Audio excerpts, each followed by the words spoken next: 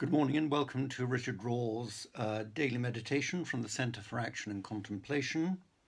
The theme this week has been community, and those of you who have access to the Centre for Action and Contemplation website will see that on Saturday the themes or the daily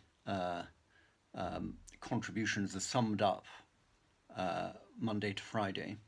And then he continues with the contribution for the day, which is always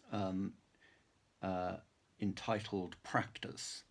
And the subtitle of today's practice is Ubuntu, which is an African word which means I am because we are. And this is what Richard Raw says. One place we might begin to prioritize community is with the spiritual traditions that supported and informed the work of the Rev Dr Martin Luther King Jr. In her essay from the book Revives My Soul Again, author Diana L. Hayes explores the basis of King's vision for the beloved community, and this is what she writes. African-American spirituality was forged in the fiery furnace of slavery in the United States. The ore was African in origin, in worldview, in culture and traditions.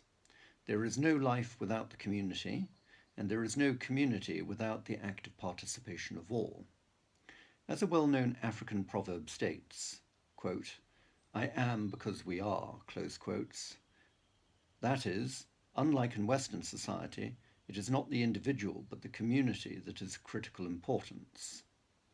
And then Richard Raw interpolates, saying, we're seeing this value in action right now, with individuals changing their habits, lives, and livelihoods at great personal cost for the sake of the global community. That's where his contribution ends, and Barbara Hayes continues, African spirituality is grounded in the very lives and activities of the African people. They live it, breathe it, walk it, sing it, and dance it. There is no life without religion, the interconnection of all people, all created things, and God. Relationships among all elements of creation are the essence of African spirituality, because Africans believe that only through harmonious relationships is cosmic existence possible and its vital force preserved. An extension of this understanding can be found in that of Ubuntu. Other names are used by different African peoples. A person with Ubuntu, which is another way of saying full humanity, is open and available to others, affirming of others, does not feel threatened that others are able and good.